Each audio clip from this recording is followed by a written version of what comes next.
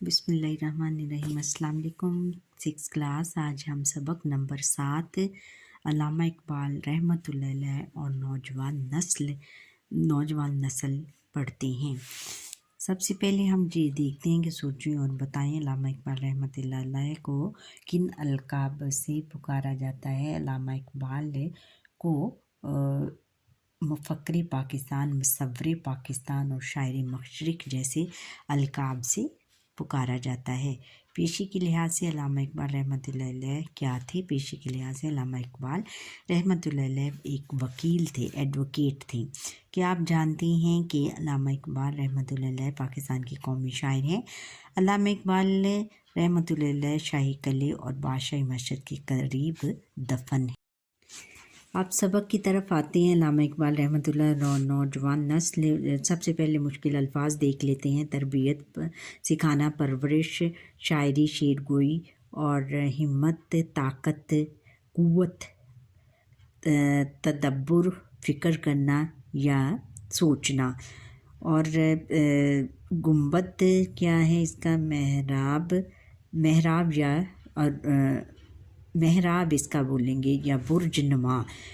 बेअबां सहरा और ये है तमन्ना, आरज़ू, ख्वाहिश। अब हम सबक की तरफ आते हैं। अल्लामा इकबाल रहमतुल्लाह अलैह ने कौमी शायर हमारे कौमी शायर हैं।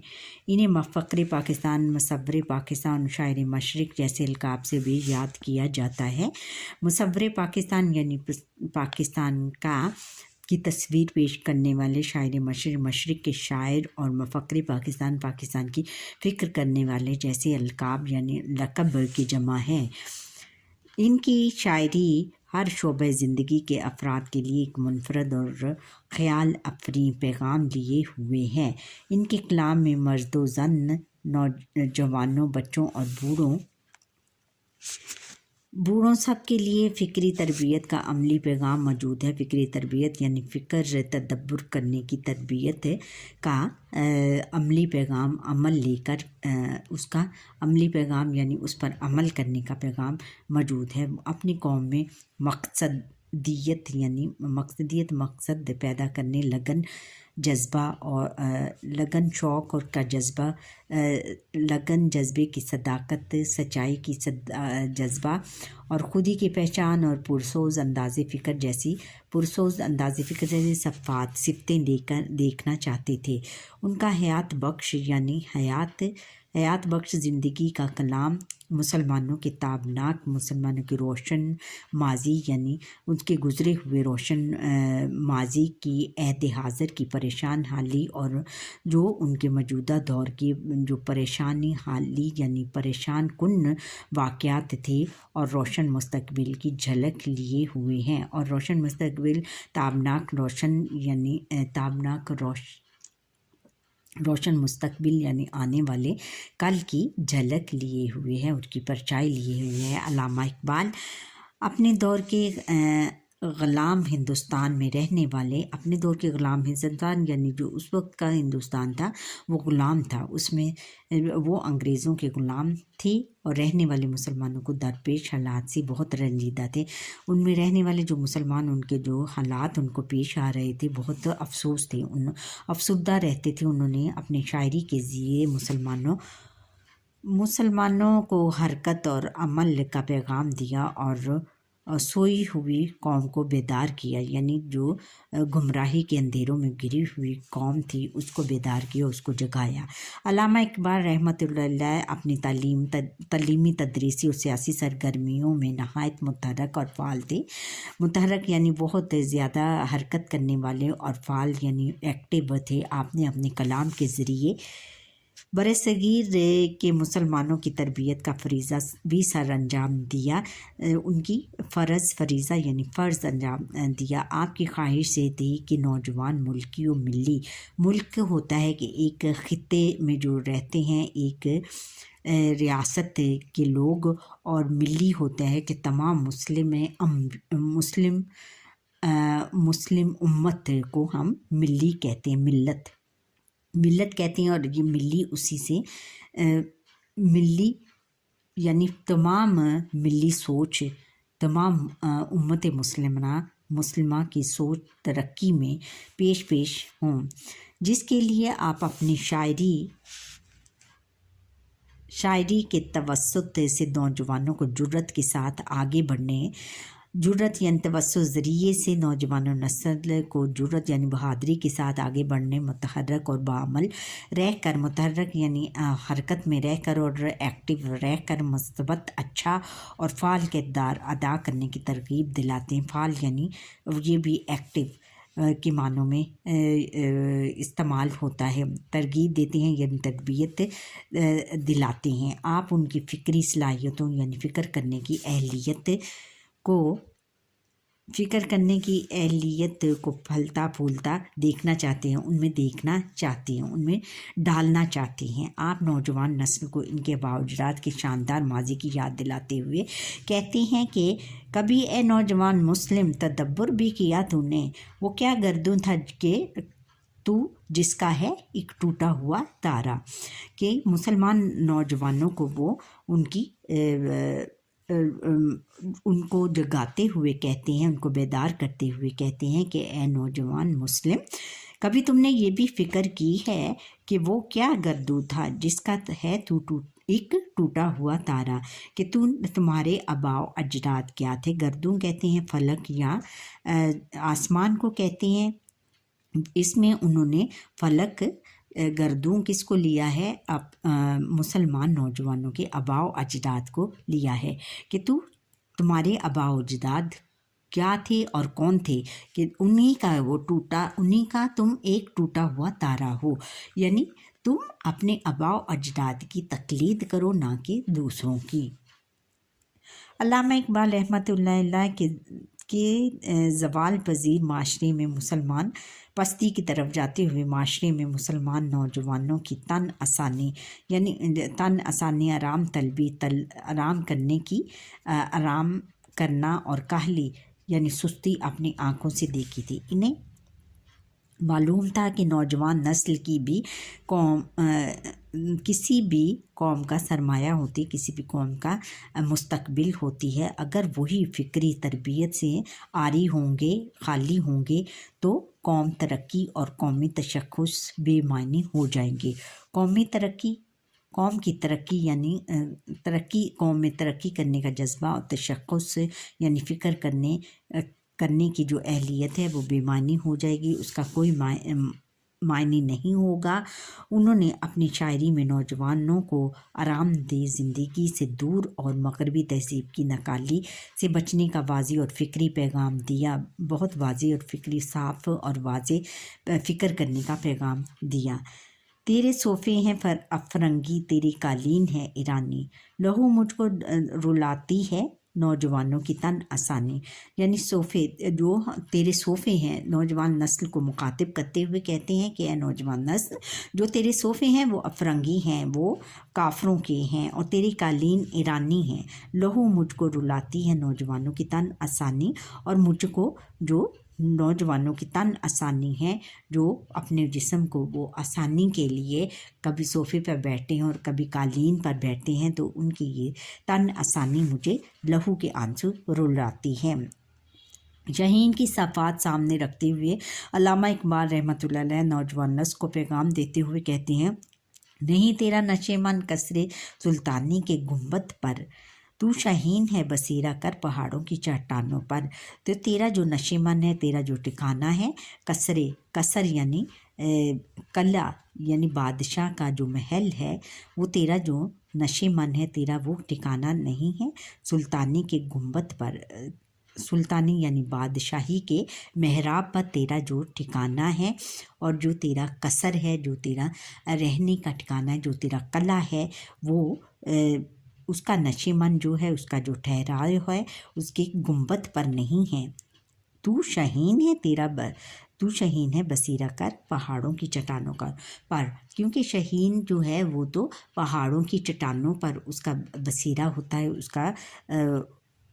کا ٹھکانہ ہوتا ہے، اس کا زندگی وہاں پر گزارتا ہے، پہاڑوں کی چٹانوں پر، یعنی اس کی اونچائی، وہ بہت اونچی جگہوں پر زندگی گزارتا ہے۔ اور اے مسلمان نوجوان، تو بھی اپنا جو اپنا جو رہنے کا ٹھکانہ ہے وہ بھی شاہین کی طرح اونچی اونچائیوں پر ہونا چاہیے تیرا، نہ کہ قصر سلطانی، نہ کہ تجھے بادشاہی کی غرض نہیں ہونی چاہیے، اور بادشاہی کے گنبد بنانے میں تم اس سے باہر نکلو، اور تیرا ٹھکانہ جو ہے اونچائی پر ہے، پہاڑوں کی چٹانوں پر ہے۔ تصور شاہین کے متعلق علامہ اقبال کا کوئی شعر تحریر کریں، یہی لکھ سکتے ہیں آپ، نہیں تیرا نشیمن قصر سلطانی کے گنبد پر، تو شاہین ہے بسیرا کر پہاڑوں کی چٹانوں پر۔ علامہ اقبال کس کی فکری تربیت کرتا ہے؟ نوجوان نسل کی فکری تربیت کرتا ہے۔ آگے ہے کہ گزر اوقات کر لیتا ہے یہ کوہ بیاں میں، کہ شاہین کے لیے ذلت ہے کار آشیاں بندی۔ گزر اوقات کہ یہ اپنا گزارا کر لیتا ہے، گزر اوقات کیا کس کو کہتے ہیں؟ گزارا کر لیتا ہے کوہ بیاں کو پہاڑوں اور ویرانوں میں، کہ شاہین کے لیے ذلت ہے کار آشیاں بندی، کہ جو شاہین ہے اس کے لیے ذلت ہے، اس کی یہ بے عزتی ہے کہ وہ کار آشیاں میں کے کار آشیاں یعنی جسم کی تن آسانی کے لیے زندگی گزارے۔ علامہ اقبال رحمۃ اللہ علیہ ایک دعا اور امید کے ساتھ نوجوان نسل کو اپنا پیغام پیش کرتے ہیں۔ وہ ان میں عقابی روح بیدار کرنا چاہتے ہیں۔ عقابی روح ایک عقاب بھی بہت عقاب جو ہوتا ہے وہ بہت نڈھر پرندہ ہوتا ہے، جو ان کے حیات بخش کلام کی منشا ہے، جو اس کی ان کے زندگی کے کلام کی منشا ہے، یعنی ان کی خواہش ہے۔ جب نئی نسل کے ذہنوں میں بیداری، خودداری، قوت عمل کی صفات بیداری یعنی ان کو بیدار کرنے، خودداری یعنی خود اعتمادی، قوت عمل طاقت کی عمل کے کرنے کی طاقت کی صفات شامل ہو جاتی ہیں، کی صفتیں شامل ہو جاتی ہیں، تو زندگی میں انقلاب آ جاتا ہے، یعنی زندگی میں انقلاب آ جاتا ہے، زندگی ایک نئی زندگی کی شروعات شروع کرتی ہے۔ عقابی روح جب بیدار ہوتی ہے جوانوں میں، نظر آتی ہے ان کو اپنی منزل آسمانوں میں۔ جب نوجوانوں میں عقابی روح ایک عقاب کی روح پھونک دی جاتی ہے، تو ان کی منزل نظر آتی ہے ان کو اپنی منزل آسمانوں میں، تو وہ پھر آسمانوں پر اڑنا شروع کر دیتے ہیں، یعنی وہ اونچائیوں میں رہنا شروع کر دیتے ہیں، یعنی ان کی جو تن آسانیوں میں نہیں رہتے بلکہ وہ اونچی اڑانیں لیتے ہیں۔ علامہ اقبال رحمۃ اللہ علیہ نوجوانوں کی ایسی تربیت ضروری سمجھتے ہیں کہ جس کے بعد وہ دنیا کی کسی بھی طاقت کے سامنے ڈٹ سکتے ہوں۔ ایسی شاہین صفت کی نسل دنیا کی رنگینی اور خوبصورتی کی اسیر نہیں یعنی اس کی غلام نہیں بن سکتی، نہ ہی اسے تہذیبی یلغار کوئی نقصان پہنچا سکتی ہے۔ ایسی تربیت کے بعد نئی نسل بے تعلقی، نا امیدی اور غلط رجحانات کا شکار نہیں ہو سکتی، غلط تربیت کا شکار نہیں ہو سکتی، اس میں نہیں آ سکتی، بلکہ وہ ایک عظیم، مربوط اور مضبوط قوم بن کر ابھرتی ہے، ایک بہت عظیم منظم یعنی بڑی ڈسپلنڈ اور مربوط، ترتیب دی ہوئی اور مضبوط قوم، طاقتور قوم بن کر ابھرتی ہے۔ علامہ اقبال رحمۃ اللہ علیہ نوجوان نسل سے اسی طرح کے جذبات کے اظہار کی توقع رکھتے ہیں۔ نہیں ہے نا امید اقبال اپنے کشتے ویراں سے، ذرا نم ہو تو یہ مٹی بہت زرخیز ہے ساقی، کہ اقبال کہتا ہے کہ اقبال اپنی کشتے بنجر زمین سے نا امید بالکل نہیں ہے، کہ اپنے نوجوان نسل سے بالکل نا امید نہیں ہے، ذرا نم ہو تو یہ مٹی بہت زرخیز ہے ساقی، اگر ان کی تربیت کی جائے تو یہ مٹی بہت زرخیز ہو سکتی ہے ساقی، تم یہ نوجوان نسل سے نا امید نہ ہو، اگر ان کو ذرا سی تربیت ان کی جائے تو جس طرح ایک مٹی کو زرخیز کرنے کے لیے اس کو پانی دیا جاتا ہے، اس کی گوڈی کی جاتی ہے۔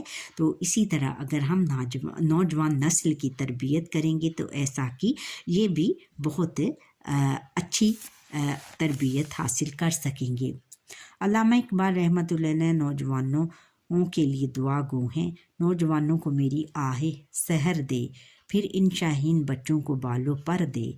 خدایا آرزو میری یہی ہے کہ میرا نور بصیرت عام کر دے۔ پھر وہ کہتے ہیں کہ نوجوانوں نسل کو میری آہ سحر دے، میری جو صبح کی آہ ہے، صبح کی جو دعا ہے، اس کو میری ان کو دے دے۔ پھر ان شاہین بچے یعنی شہین جیسے جو میرے بچے ہیں جو اونچائیوں پر رہنا چاہتے ہیں، ان کو بالوں پر دے دے، ان کو اونچا اڑنا سکھا دے۔ خدایا آرزو میری یہی ہے، اے اللہ تعالیٰ میری آرزو میری تمنا یہی ہے، میرا نور بصیرت عام کر دے، جو میرا نور، جو میری بصیرت، جو میری عقل مندی یعنی میری عقل مندی کا جو روشنی ہے وہ اس کو عام کر دے تمام نوجوانوں میں۔